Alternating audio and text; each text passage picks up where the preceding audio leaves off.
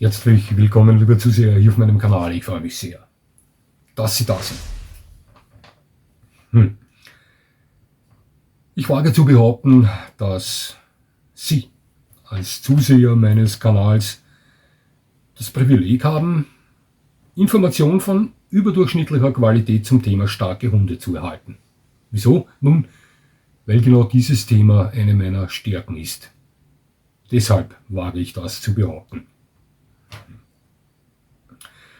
Schauen Sie, häufig plaudere ich aus dem Nähkästchen heraus, versuche dabei aber immer, die Privatsphäre und Integrität aller Beteiligten bei heiklen Themen zu wahren. Das ist mir ganz wichtig, denn es liegt mir nicht, Leute auf den Markt zu schmeißen, wie wir in Österreich gerne sagen. Ja? Auch da nicht, wenn ich diese nicht mag. Auch im heutigen Video plaudere ich wieder mal aus dem Nähkästchen, erzähle Ihnen von Dingen, von welchen ich weiß, die ich nicht nur vermute. In diesem Beitrag heute geht es um den American Bully XL und den Cane Corso. Obacht, allerdings ist das kein Rassevergleich im ursprünglichen Sinn, wie man ihn zuhauf von meinem Kanal kennt. Nein, in diesem Video geht es heute um etwas anderes. Was das ist, werde ich Ihnen gleich sagen. Also, bleiben Sie dran.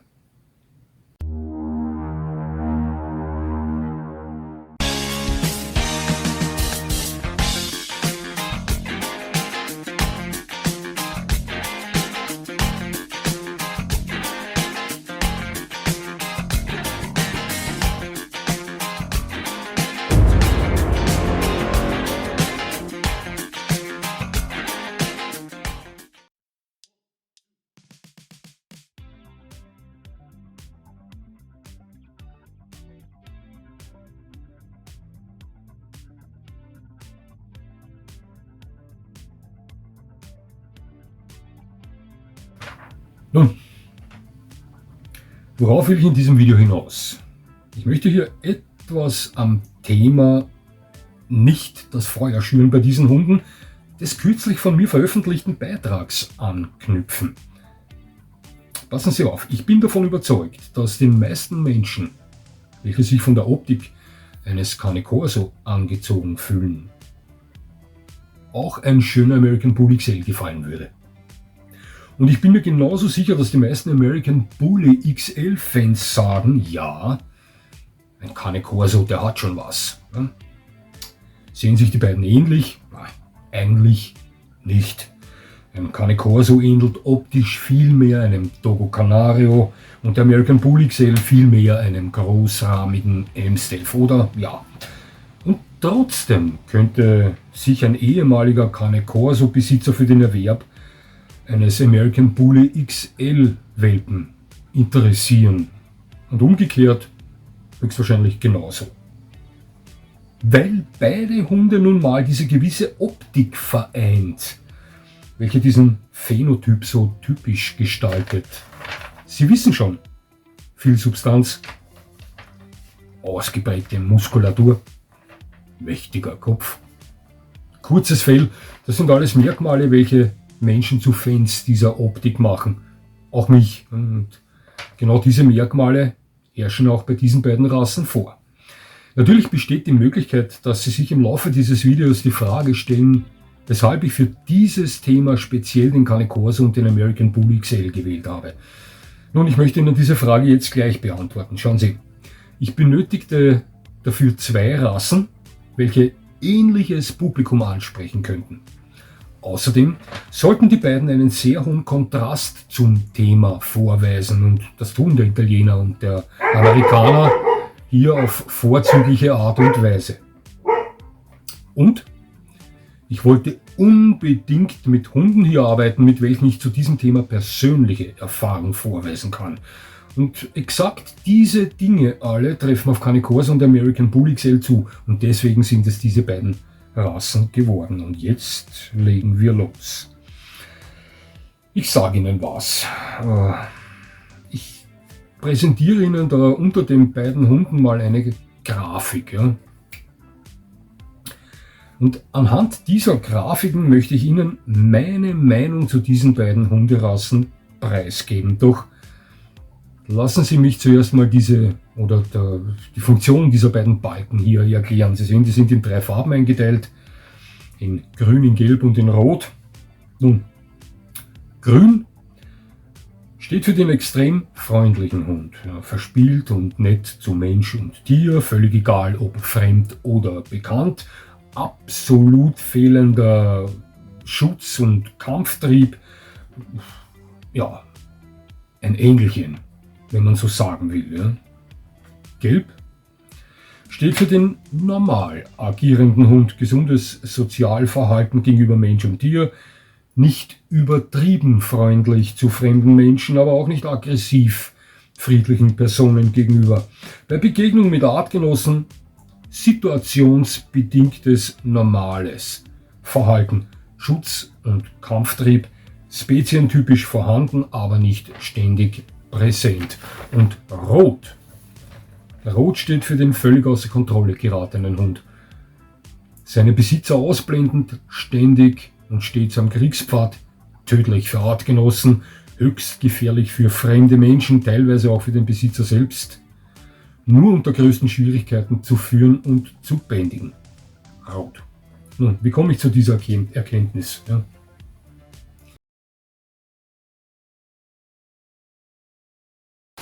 Ja, kurze informative Zwischensequenz und ja, Vito und ich kämpfen uns hier durch die Sümpfe des Grauens, aber wenigstens haben wir bei diesen Witterungsverhältnissen halbwegs Ruhe vor den wahnsinnig lästigen Hirschlausfliegen, die bei wärmeren Temperaturen doch zur Plage hier werden können. Können sehr gefährlich werden für Hunde, sind sehr unangenehm auch für Menschen. Und ich bin immer darauf bedacht, nach jedem Waldspaziergang meinen Hund nach diesen Plagegeistern abzusuchen. Ja, Zwischensequenz, eine Erklärung notwendig, liebe Zuseher. Ich weiß, es ist Ihnen schon aufgefallen, speziell dann, wenn Sie meinen Kanal schon länger kennen, dass ich häufig die dunkle Seite der Hundewelt anspreche. Nun, wo Licht ist, ist auch Schatten und ich habe diesen Schatten kennengelernt. Das ist nun mal so. Ich meine es ja nicht böse, ich meine es ja wirklich nur gut. Ich mag unsere Kaltnasen einfach zu sehr, um nicht darüber zu sprechen. Schauen Sie, ich sage Ihnen was. Häufig werden zukünftige Hundebesitzer so oft auf die falsche Fährte gelockt. Ich kam mit Menschen in Kontakt, glauben Sie mir, welche Zeit ihres Lebens nur Hunde hielten, die nicht schwerer als 8 Kilo waren, aber belehrende Funktionen inne hatten zum Thema Hund, bei welchen sie Besitzern von 50 Kilo plus Hunden erzählten, wie ein Hund zu führen ist. Allgemeingültige Hundeerziehung gefestigt wurde in derartigen Vorträgen. Schauen Sie, das funktioniert nicht. Das ist so, als würde ein Tretautofahrer einen zukünftigen Rennfahrer von Bremswegen, Kurvenanfahrten und so weiter erklären. Schauen Sie, ich sage Ihnen was. Wenn wir schon bei Autos sind, auch ich bin schon viele sportliche Wagen gefahren. In Bezug zu Hunden jetzt, dieser Vergleich. Sie verstehen gleich, was ich meine. Turbos, Sauger, Benziner, Diesel. Die einen holten sich ihre Power aus dem hohen Drehzahlbereich, die anderen hatten schon enorme Power im unteren Drehzahlbereich. Mit all diesen Autos konnte man sich sehr leicht um Bäume wickeln, wenn man sie nicht richtig fuhr. Und genau das gilt auch für Hunde. Das ist nun mal so.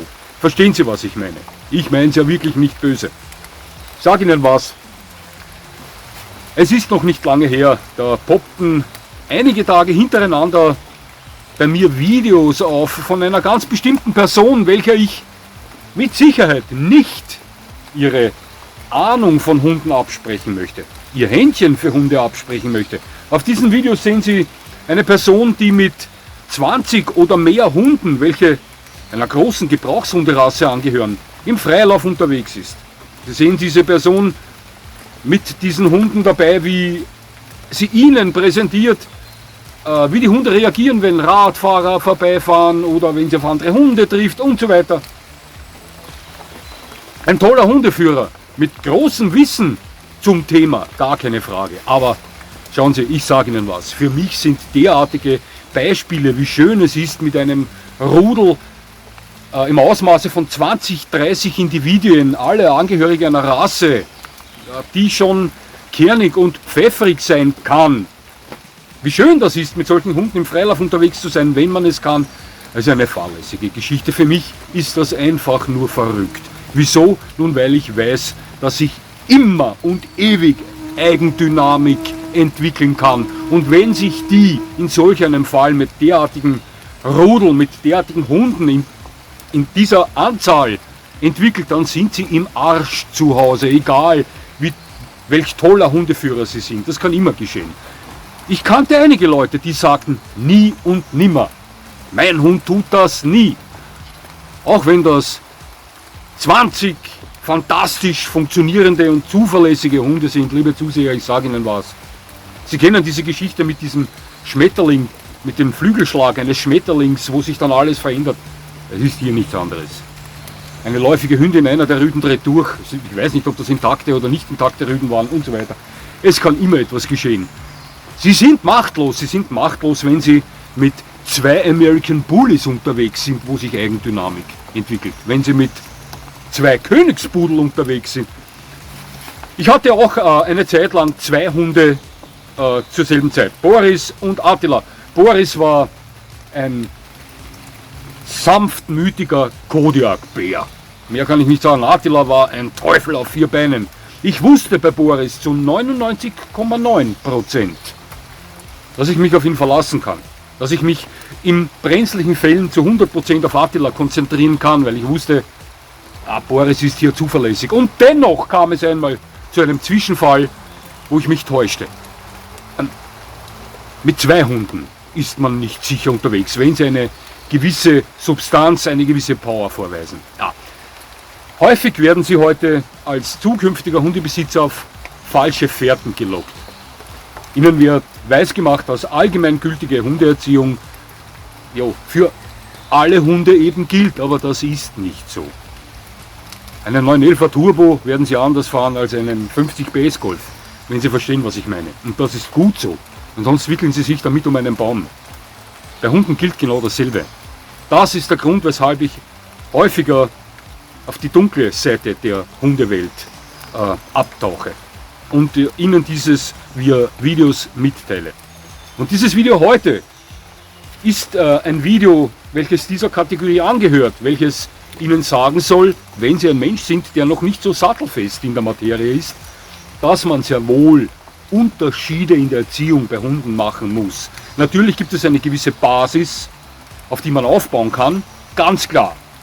Liebevolle, konsequente Hand, klare Strukturen, eine gewisse Basis ist eine, die allgemein gilt, gar keine Frage. Und dennoch müssen Sie sich ganz speziell auf spezielle Hunderassen diesbezüglich konzentrieren, um ein harmonisches Mensch-Hund-Team abzusichern. Und das ist der Grund, weshalb ich solche Videos bringe. Solche Videos wie dieses, welches Sie sich gerade ansehen. Ja. Das wollte ich nicht als eine Art Entschuldigung bringen, diese Zwischensequenz, sondern als eine Art Erklärung für Menschen, welche denken, der Ronny, der zeigt uns häufig Themen, die mit tiefroter Bereich oder mit Vorsicht zu genießen und so weiter zu tun hat. Jo. Sehen Sie sich um. Sehen Sie die Tierschutzhäuser, welche Hunde dort zum Großteil vertreten sind. Es sind nun eben Hunde, welche nicht auf spezielle Art und Weise, auf ihre Bedürfnisse hin, auf ihre Neigungen hin erzogen wurden. Und dann aufgrund dessen in Tierschutzhäusern gelandet sind. Manchmal auch aus anderen Gründen, ja, aber hauptsächlich wegen diesen Gründen. Deswegen bringe ich solche Videos, liebe Zuseher. Ich hoffe, mich damit erklärt zu haben und eventuelle Missverständnisse vielleicht ausgeräumt zu haben. Nein, ich liebe es, wenn ich mit meinem Hund in Frieden leben kann. Ich mag es nicht, wenn mein Hund in Konflikt gerät. Ich liebe es, meine Hunde zu Banditen zu erziehen, aber ich lege meinen Fokus auch immer darauf, meine Hunde dementsprechend zu führen. Gefahrlos für die Umgebung, für die Umwelt. Verstehen Sie, was ich meine? Das ist ein Unterschied. Ja? Ich bin kein Mensch, der sich ergötzt daran, wenn sein Hund in Konfliktsituationen gerät oder wenn er Schärfe zeigt. Na, da verstehen Sie mich falsch, wenn Sie mich so einschätzen. Ich weiß, dass es manchmal so wirken kann, weil ich das oft aufblitzen lasse, diese Vorliebe für Banditen bei Hunden. Na, ganz so ist das nicht. Ja? Ich passe schon auf, ja, diesbezüglich. Ich lasse das schon nicht überhand nehmen. Ja? Die meisten von Ihnen werden verstehen, was ich damit meine. Bin mir sicher, ein Großteil meiner Zuseher liebt den Banditen beim Hund, ebenso wie ich. Ja, so viel zu dieser informellen, weiß ich nicht, Zwischensequenz. Ja. Und nun weiter mit dem Video American Bully XL und Cane Corso. Ich kenne 2 American Bully XL persönlich und ich habe mit 3 Zusehern meines Kanals Kontakt, welche ebenfalls XL Bullies besitzen. 3 dieser Hunde bewegen sich zu 100% im grünen Bereich. Schmuser vor dem Herrn. Absolut beschwichtigend bei Begegnungen mit Artgenossen und seien sie noch so dominant. Fremde werden begrüßt wie Familienmitglieder und Einbrecher zum Spielen höchstwahrscheinlich aufgefordert. Die beiden anderen Hunde leben im tiefroten Bereich. Albträume auf 4 Beinen ohne Maulkorb geht bei denen gar nichts mehr, weil die Gefahr besteht, dass diese Hunde aufgrund ihrer enormen Power von der Leine kommen. Ich persönlich weiß von keinem American Bully XL, der sich im gelben Bereich bewegt. Der gelbe Bereich, den Sie hier beim Balken unter dem American Bully XL sehen, der wird von mir geschätzt. Ich kenne 3 Cane Corsos persönlich und habe mit mehreren Cane Corso Besitzern aufgrund meines Kanals Kontakt. Einer dieser Italiener bewegt sich im grünen Bereich. Alle anderen Legionäre sind zu 100% gelb. Ich kenne keinen einzigen roten Cane Corso. Der rote Bereich beim Balken unterhalb des Cane Corsos wird von mir geschätzt. Mit Sicherheit existieren da draußen gelbe XL Bullies und rote Cane Corsos, davon bin ich überzeugt. Doch meine Erfahrung sagt mir, dass speziell die American Bully XL zumeist nur 0 oder 100 zeigen. Verstehen Sie, was ich meine? Und sobald man diesen Hund charakterlich ein klein wenig pfeffert, er sich sehr schnell rot färbt. Schauen Sie die Geschichten über die Entwicklung dieser Rasse, welche in den 90ern in Kalifornien begann, die sind ja schön und gut. Ein Hund, welchen man sämtlichen Kampfgeist weggezüchtet hat und nur auf die Vererbung beeindruckender Anatomie Wert legte. Liebe Starkhunde-Fans, das ist purer Nonsens. Ja. Der American Bully XL ist ein herrlicher Hund. Wenn Sie von Beginn an darauf fokussiert sind, einen überaus überzeugten Pazifisten aus ihm zu formen. Verlassen Sie diesen Weg und würzen das Ganze ein wenig in einer Art und Weise, wie es bei einem Cane Corso zum Beispiel noch immer völlig unbedenklich ist, dann springt Ihnen dieser Hund blitzschnell mit Riesensatz von grün über gelb auf tiefrot. Das garantiere ich Ihnen. Und dann grüß Gott, Herr Kompott, ein Kandidat für die Hellhound Foundation, die platzen sowieso schon aus allen Nähten. Mit diesem Video wollte ich wiederholt aufzeigen, wie wichtig es ist, sich in Rassen hinein zu recherchieren und nicht aus einer Laune heraus zu handeln. Wenn Sie einen normal funktionierenden Wächter und Beschützer, Begleiter haben wollen im grellsten Gelb, dann entscheiden Sie sich nicht für einen XL Bully. Dieser Hund ist für den verspielten, sanftmütigen, dunkelgrünen Bereich fantastisch. In dieser Farbe ist das ein herrlicher Hund. Ja.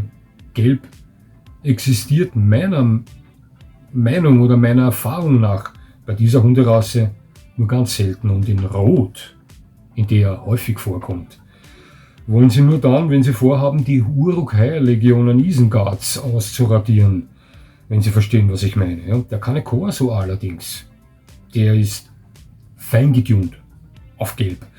Grün liegt diesen Hund nicht wirklich, aber sie existieren in Grün. Aber er kann auch rot werden, auch wenn ich keinen kenne. Ich weiß, dass es so ist, ja, wenn man in der Erziehung ungeschickt ist. Ja. Ja. Liebe Zuseher, ich bin mir sicher, Sie wissen, welche Nachricht ich mit diesem Video an Sie weitergeben wollte. Ja. 2 Hunde, die ähnliches Publikum ansprechen könnten, aber 2 Hunde, an welche es in völlig unterschiedlicher Art und Weise heranzugehen gilt, wenn man Frieden mit der Welt beibehalten möchte als Besitzer dieses Hundes. Können Sie den Cane Corso bis zu gewissem Grad würzen und pfeffern, und es wird nichts Schlimmes geschehen, ja? Der Hund wird sich weiterhin im gelben Bereich bewegen, sollten Sie bei einem American Bully XL, obwohl er einer Kategorie Hunde angehört, die sich in einer ähnlichen bewegt oder fast in der gleichen bewegt wie diejenige des Cane Corsos, sollten Sie bei diesem Hund immer den puren Pazifisten fördern und nichts anderes. Dieser Hund eignet sich nicht für den gelben Bereich, ist aber mit Feuer und Flamme im roten Bereich unterwegs. Verstehen Sie, was ich meine? Und das ist eine Sache, die man nicht zu oft wiederholen kann, meiner Meinung nach. Die irgendwann einmal vielleicht auf einen zukünftigen Hundehalter trifft oder diese Information auf diese Person trifft und diese Person dann davon abhält, sich solch einen Hund zu nehmen, in der Meinung, das wäre vielleicht ein toller Beschützer, ein toller Wächter. Mit meiner Erziehung, mit etwas Hilfe wird das schon klappen. Hier springen Sie sehr schnell von einem Hund, der in den grünen Bereich gehört, in den tiefroten Bereich. Sie erreichen den gelben gar nicht. Ja, Sie verstehen jetzt, was ich damit sagen wollte. Ja. So viel dazu. Liebe Zuseher, es hat mich sehr gefreut, dass Sie mir zugesehen haben. Ich würde mich natürlich freuen, wenn Sie mir weiterhin zusehen. Und jetzt wünsche ich Ihnen noch einen schönen Tag. Das war's schon wieder.